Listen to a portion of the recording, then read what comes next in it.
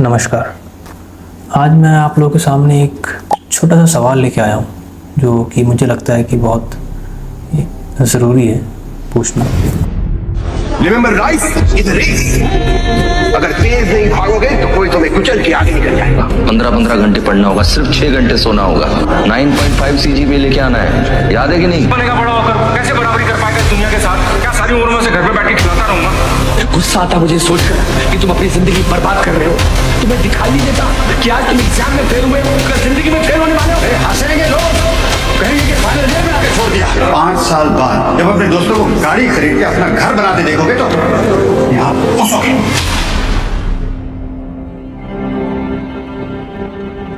What is education? ये एक ऐसा सवाल है जिसका जवाब शायद सभी लोगों के पास होगा, लेकिन हमें इसे एक बार फिर से समझने की ज़रूरत है। 3 इडियट एक ऑल टाइम ब्लॉकबस्टर मूवीज़ में से एक है जो लोगों को बहुत पसंद आई थी, और बार बार इस फिल्म में हमें एक ही मैसेज दिया जाता है कि हमें अपने पैशन को फॉलो करना चाहिए। कामयाब होने के लिए नहीं, काबिल होने के लिए पढ़ो।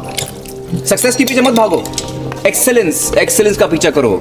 सक्सेस झक मार के तुम्हारे पीछे आएगी। लेकिन फिर भी लोग 4-5 करियर ऑप्शंस के पीछे ही भाग रहे हैं। यहाँ पर किसकी गलती है? इंडियन एजुकेशन सिस्टम की, या फिर पेरेंट्स की, या फिर खुद स्टूडेंट्स की?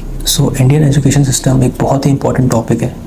इसके बारे में हम इसके बाद डिस्कस करेंगे। पहले हम पेरेंटिंग को समझते हैं। बचपन से ही हमने काफ़ी बार सोसाइटी से सुना है और व्हाट्सएप फॉरवर्ड्स पे भी देखा है कि जो पेरेंट्स कहते हैं वही सही है। ऐसे सोसाइटी में अगर आपने अपने पेरेंट्स पर कोई सवाल किया या फिर उनकी किसी भी बात पर डिसएग्री किया तो आप पर इमीडिएटली एक लेबल लग जाता है कि बदतमीज़ हो, संस्कार नहीं है क्या। तो ऐसा तो नहीं हो सकता है कि हर स्टूडेंट के पेरेंट्स यहाँ पर बुद्धिमान ही हो, और इसी रीज़न से पेरेंट्स खुद को अथॉरिटी फिगर समझते हैं कि मैं जो कह रहा हूँ उसे सुनना पड़ेगा। और यही पेरेंट्स अक्सर अपने बच्चों को मारते पीटते भी हैं छोटी मोटी चीज़ों को लेकर, और अगर उनके बच्चे ने डिसोबे कर दिया तो उन्हें पनिश भी किया जाता है। और ऐसे पेरेंट्स अक्सर मानते हैं कि स्ट्रिक्ट पेरेंटिंग करना बहुत ज़रूरी है, और तभी बच्चे अच्छे बड़े होंगे, वेल डिसिप्लिन्ड होंगे, वेल मैनर्ड होंगे और रिस्पॉन्सिबल और कॉन्फिडेंट एडल्ट्स बन पाएंगे। लेकिन एक्चुअली में ये सच नहीं है। कई रिसर्च पेपर्स ने ये प्रूव भी किया है कि स्ट्रिक्ट पेरेंटिंग अक्सर बच्चों के कॉन्फिडेंस को कम कर देती है और उनके डिसीजन मेकिंग एबिलिटीज़ पर भी काफ़ी बुरा असर पड़ता है। और ये मेरे पर्सनल ओपिनियंस नहीं है, दुनिया भर की रिसर्च ने ये प्रूव भी किया है। तो ऐसे पेरेंट्स जब कहते हैं कि हम अपने बच्चों को इंजीनियर बनाएंगे या फिर डॉक्टर बनाएंगे या फिर IAS की तैयारी करवाएंगे, तो ऐसी बातों को सुन के एक ऑलरेडी अनकॉन्फिडेंट बच्चा जिसका सेल्फ एस्टीम ऑलरेडी गिरा हुआ है वो कभी सवाल ही नहीं कर पाता। और इसी रीज़न से एक अनकन्वेंशनल करियर चुनना ऑप्शन ही नहीं होता है, क्योंकि पेरेंट्स अनकन्वेंशनल करियर नहीं चाहते। और इन पेरेंट्स के दिमाग में यही चलता है कि हमारे ज़माने में ऐसा होता था, तो हमें ज़्यादा नॉलेज है तो हम बता सकते हैं कि स्टेबल करियर कौन सा है। ऐसा वो सोचते हैं। वैसे इसमें पेरेंट्स की कोई गलती नहीं है, क्योंकि उन्होंने जो देखा है वही सीखा है। अच्छा, तो आपने कभी सोचा है कि पेरेंट्स ऐसे क्यों बन गए? तो इसके पीछे भी एक बहुत बड़ा कारण है, एजुकेशन सिस्टम। चलिए अब बात करते हैं इंडियन एजुकेशन सिस्टम की, लेकिन उससे पहले ये समझते हैं कि ये अपना इंडियन एजुकेशन सिस्टम कहाँ से आया था, इसका ओरिजिन क्या था और इसे किसने बनाया था। तो हम जा रहे हैं अपने बैक टू बेसिक्स पे। इंडिया के जो एंशिएंट एजुकेशन सिस्टम थे वो बेस्ड थे वैदिक एज के टाइम में। सो मॉडर्न हिस्टोरियंस के हिसाब से वैदिक एज 2 पार्ट्स में डिवाइड था, एक अर्ली वैदिक पीरियड और एक लेटर वैदिक पीरियड। सो अर्ली वैदिक पीरियड 1500 BC से 1000 BC तक था, और लेटर वैदिक पीरियड 1000 BC से 500 BC तक था। पहले हम बात करते हैं अर्ली वैदिक पीरियड की। सो इसमें 3 टाइप के एजुकेशन सिस्टम थे, एक गुरुकुल, एक सम्मेलन और एक परिषद। तो पहले हम बात करते हैं गुरुकुल की। तो गुरुकुल में स्टूडेंट को अपने घर को छोड़ के गुरु के साथ में ही रहना पड़ता था, और ये चिंतन मतलब थिंकिंग पर बहुत ही फोकस करते थे। हर स्टूडेंट को हर सब्जेक्ट, हर टॉपिक पर सोचने के लिए बहुत ही एम्फसाइज किया जाता था, और इससे स्टूडेंट का माइंड बहुत ही क्वेश्चनिंग और थिंकेबल बन जाता था। चलिए बात करते हैं सम्मेलन की। इसमें हर सब्जेक्ट के एक्सपर्ट्स आते थे, जिससे हर स्टूडेंट को हर एक सब्जेक्ट के बारे में डीप नॉलेज मिलती थी। चलिए बात करते हैं परिषद की। इसमें स्टूडेंट्स को हायर लेवल की नॉलेज मिलती थी, क्योंकि इसमें राजा और कई ब्राह्मण और कई देशों के स्टूडेंट्स और राजा भी आते थे, और इसको आज के टाइम में कॉन्फ्रेंस भी बोला जाता है। सो ये हो गया हमारा अर्ली वैदिक पीरियड। चलिए अब बात करते हैं लेटर वैदिक पीरियड की, जो कि हमारा 1000 BC से 500 BC तक था। इस टाइम पे साधु और ऋषि मुनियों ने साइंस में और एस्ट्रोलॉजी में और कई सारे सब्जेक्ट्स में बहुत ही प्रोग्रेस करी, और ऐसा भी कहा जाता है कि एंशिएंट टाइम के काफ़ी सारे इन्वेंशंस और डिस्कवरी भी इसी पीरियड में हुई थी, जब ब्रिटिशर्स इंडिया में रूल कर रहे होते हैं। Feb 2, 1835 ब्रिटिशर्स के पार्लियामेंट की कमेटी में एक मीटिंग बैठी हुई होती है, जिसमें एक ब्रिटिश हिस्टोरियन और पॉलिटिशियन की एंट्री होती, और इसमें थॉमस बैबिंगटन मैकाउले वो एक स्पीच देने आते हैं, एक बहुत ही शॉर्ट स्पीच, जिसमें वो इंडियन एजुकेशन सिस्टम को चेंज करने की बात करते हैं। और इस स्पीच में उन्होंने ये कहा कि इंडिया के संस्कृत स्कूल्स और कॉलेजेस को बंद करने की ज़रूरत है, और ब्रिटिशर्स ने मैकाउले को इसीलिए अपॉइंट किया था क्योंकि वो इंडियंस को अपने हिसाब से काम करवाना चाहते थे। ऐसा फिर उन्होंने 1835 में इंडिया में एक नया एजुकेशन सिस्टम इंट्रोड्यूस किया, जो कि कम्प्लीटली इंग्लिश लैंग्वेज में था, और इंडिया का जो एंशिएंट एजुकेशन सिस्टम था उसको उन्होंने पूरी तरह से बंद कर दिया था। ये अपना एजुकेशन सिस्टम कहाँ से बनाया और ये किस लिए बना था? ये बात है 1806 के वॉर की, जो कि नेपोलियन और पर्शियन आर्मी के बीच हो रही थी। और इस वॉर में Persian army one of the best army होने के बावजूद भी हार जाती है। पर पर्शियन लीडर्स को ये समझ में नहीं आता कि ये कैसे हो गया, कि आखिरकार वो इतने अच्छा आर्मी के साथ हार कैसे सकते हैं। और बहुत सोचने के बाद उनके लीडर्स को ये समझ में आता है कि उनकी आर्मी मजबूत तो थी, लेकिन वॉर के दौरान वो अपने सुपीरियर्स के ऑर्डर्स को फॉलो करने के बजाय अपना दिमाग इस्तेमाल कर रहे थे, जबकि नेपोलियन की आर्मी सिर्फ और सिर्फ नेपोलियन के रूल फॉलो कर रहे थे। और इस हार का कॉन्सिक्वेंस होता है पर्शिया को अपनी आधी टेरिटरी नेपोलियन के हाथ में देनी पड़ती है, और साथ ही पीस एग्रीमेंट भी साइन करना पड़ता है। अब पर्शियन लीडर्स के सामने एक चैलेंज होता है कि उनके साथ ऐसा दोबारा नहीं होना चाहिए, पर सवाल यही होता है कि आखिर वो लोग ऐसा करेंगे कैसे। बहुत दिमाग लगाने के बाद उनको एक आइडिया आता है और वो एक सिस्टम बिल्ड करने लग जाते हैं। सो कैसे सिस्टम वो लोग बिल्ड कर रहे थे? ऑब्वियसली ऐसा सिस्टम जिससे कि उनके सारे सोल्जर्स सिर्फ उनके रूल्स फॉलो करें और अपना दिमाग इस्तेमाल ना करें। और ऐसा करने का बेस्ट पॉसिबल तरीका क्या हो सकता है? उन ब्रेन्स को कंट्रोल करना जो अभी खुद से सोचने के काबिल ना हो, जिन्हें सही गलत का पता ना हो, और उन्हें जो भी समझाया जाए वो उसे सच मान लें। और इसी तरीके से एक 8 साल का एजुकेशन सिस्टम बिल्ड होता है, जिसको बोलते हैं पर्शियन एजुकेशन सिस्टम। 5 साल से लेकर 13 साल के बच्चों के लिए एजुकेशन कंपलसरी कर दी जाती है। आने वाले पर्सन को एक ऐसे इंसान में तब्दील करना जो कि ओबीडियंट हो, अपने सुपीरियर्स के हर एक बात को माने और उतना ही करें जितना उनसे बोला जाए, without asking a single question.